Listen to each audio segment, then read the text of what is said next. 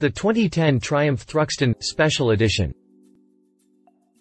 Take a first glance at the new Triumph Thruxton and you'll have trouble spotting the essence of the 2010 model year, not only because the bike looks just like it did in 2009, but also because the fuel injection system is beautifully camouflaged in a pair of carburetors and so retains the Thruxton's legendary racing look.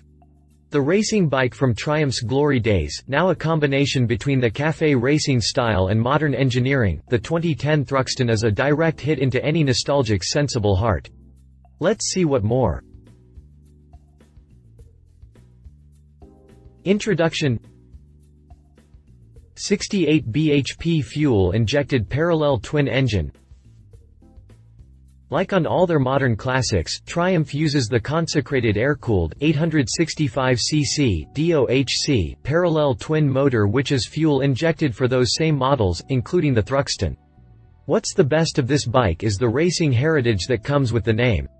That same heritage determined British engineers to get the most out of the engine. 68 bhp at 7,400 revolutions per minute and 51 feet/lbf at 5,800 revolutions per minute, and call this their sportiest timeless machine.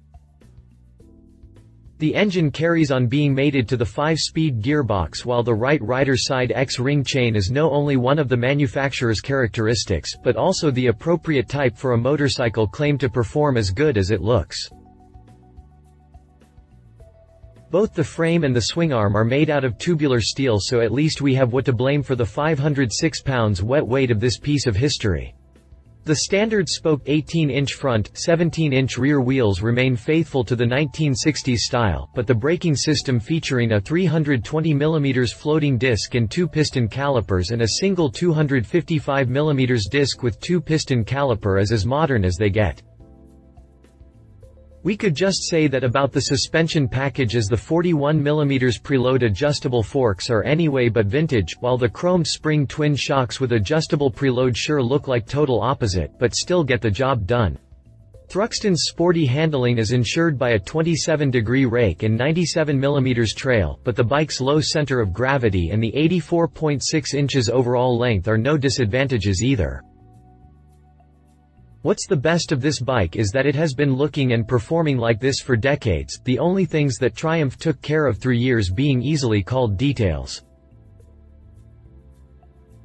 While maintaining the standard Thruxton on the production line, Triumph's 2010 lineup features a Thruxton SE limited edition model that the British motorcycle manufacturer has also created with the café racer style in mind. Already an attractive motorcycle reminiscent of the classic sportbike style, the standard Thruxton is powered by an 865cc air-cooled parallel twin, and it is based on a steel tubular frame. While these will also be the main features behind the 2010 Triumph Thruxton SE, the exclusive new bike comes in Triumph's new crystal white paint scheme with a red stripe. The sportier look is also enhanced by the presence of the new headlight cowl and red powder-coated frame, but let's not forget about the black engine cases, which contribute as well. We totally dig the British idea of a special edition model, and, if we look at the Triumph Daytona 675 SE, it's easy to see they're making a tradition out of turning standard bikes into exclusive units. History. Competition. Back in 2007, when Ducati introduced their Sport Classic lineup, the Ducati Sport 1000 was exactly what the Italians needed in order to give Triumph a hard time, but meanwhile this model has evolved into Sport 1000S, which distinguishes by featuring an early-style upper fairing and windscreen, but doesn't compete with the Thruxton anymore. Ducati's GT 1000 though is the closest thing you'll find to the Triumph Thruxton. This bike too is inspired by past legends of the track, so it features classic lines, standard spoked wheels and the Thruxton-like exhaust, although we're aware that this is not the ideal looking thing. Still, it gets the air-cooled, 992cc, L-twin engine with 2 valves per cylinder desmodromic, developing 92 horsepower at 8,000 revolutions per minute and 67.3 pound-feet at 6,000 revolutions per minute. The Ducati uses a Marelli electronic fuel injection with 45 mm throttle bodies, while the gearbox is a 6-speed unit, so the maximum speed and the rest of the performance figures are clearly superior, but style isn't, and that's what these bikes are all about. Exterior. When Triumph set out to create a modern interpretation of a big piece of their past, they had where to inspire: the Thruxton racing bikes from the 1960s, machines that lead to the café racing frenzy, gathering an incredible number of fans in their way. Originally, this is how the British idea of a sports bike looked like, and while it wasn't bad at all, time saw Triumph lining up to the modern tendencies in this domain and Thruxton remaining a bike for the versant. Also with time, refinements became more impressive than ever before, and the bike still retains most of the original look and feel, so I guess we can say it is now lost on the thin line between old and new. This is Thruxton's main advantage, the British old-school look with the spoked racing wheels, round headlight and instruments, and especially the low bars with the mirrors positioned at each end. All these features have everything to do with the aggressively positioned forks. The gas tank is mounted down on the frame both for a low center of gravity and that race bike look. Down under, the two air-cooled cylinders look like still being carbureted, despite the fact that fuel injection is by far the most important change that the bike got last year. With polished engine heads and side cases, those carburetor-looking injectors don't look out of place, just like the Thruxton characteristic exhaust don't do either. Café racer seats aren't quite known for comfort, but in this case the situation isn't going to get dramatic in any way. The chromed rear suspension springs are a nice distinctive touch, but allow the bike to look its best only when the rider is actually sitting on it. That's when the rear fender looks better too, not to mention the passenger's place. Triumph definitely got the recipe right from the very beginning, as the main idea, also reflected by the 2010 Thruxton, is to have a bike that is long, low and as aerodynamic as possible, even if that means to sacrifice the rider's jewels. This last aspect is not retained by the modern bike. For 2010, the color schemes don't change, so the jet black with gold stripe and tornado red with white stripe remain the shiny racing colors, ensuring that the bike continues to stand out. The special edition is the one representing this model best this year, and it is all about that small fly screen and the way the crystal white paint job with red stripe matches the red powder-coated frame and black engine covers, all giving the Thruxton SE a much more appealing look in comparison to its sibling. Press reviews.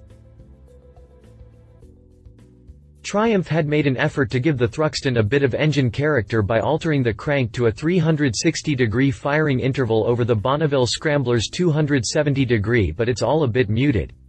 There's no thrill or excitement, hinting at a racy past, and where the Sport 1000 makes genuine rapid progress, the Thruxton just ambles behind. Visor down.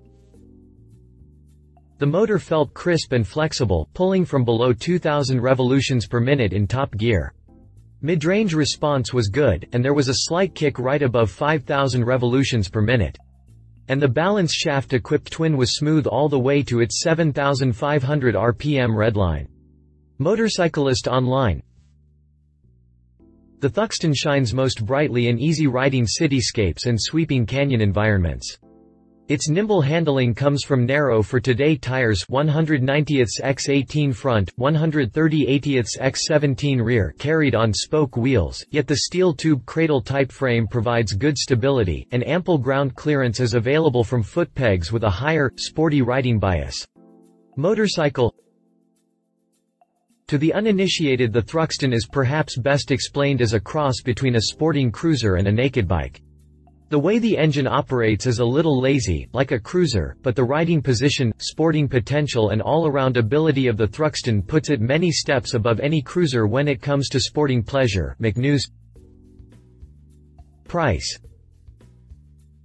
Even though having virtually no competition, the Triumph Thruxton comes with an MSRP that starts at $8,799, which is close to a Japanese supersports motorcycle.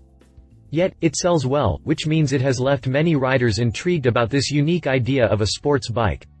The price of the all-new 2010 Triumph Thruxton SE is to be announced. Conclusion.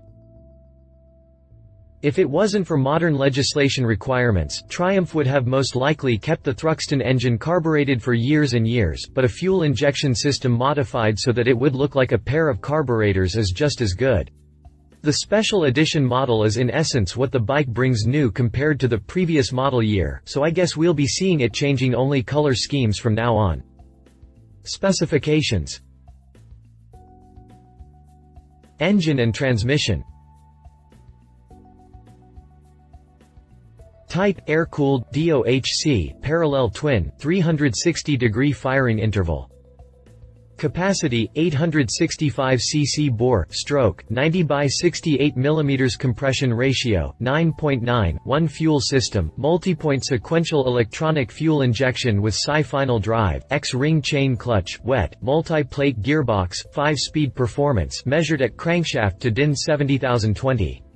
Maximum power, 68 bhp at 7,400 revolutions per minute. Maximum torque, 51 feet/lbs at 5,800 revolutions per minute. Chassis and dimensions.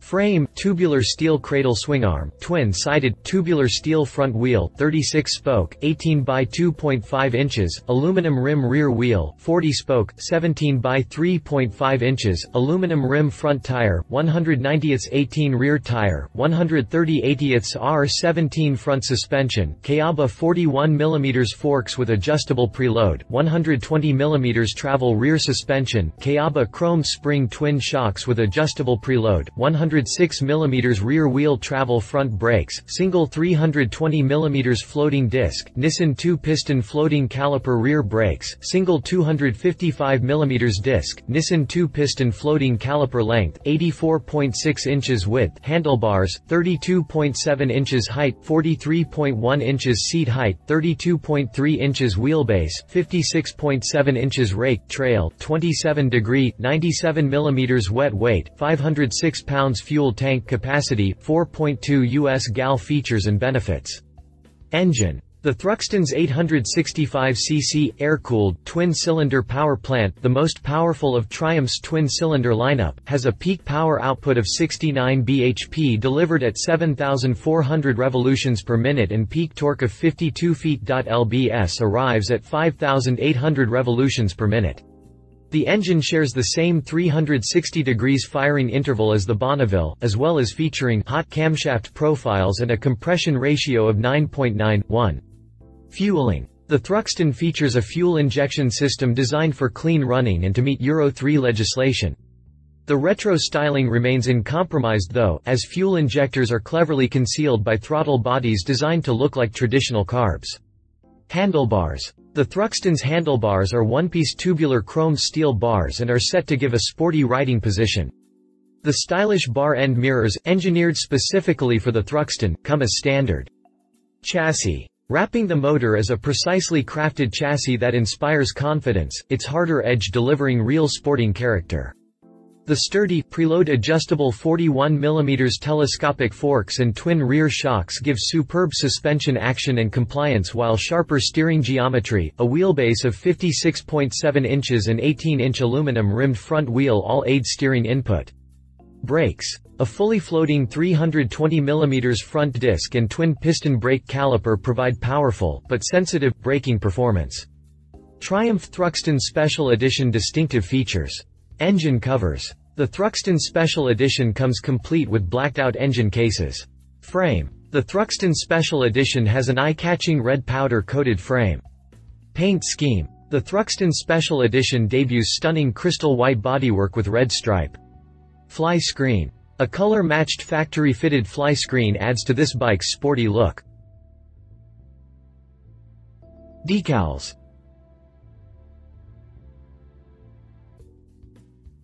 The Thruxton Special Edition decals have been designed specifically to complement the bike's overall scheme. If you liked this video, please share your thoughts in the comments below and don't forget to hit the subscribe button.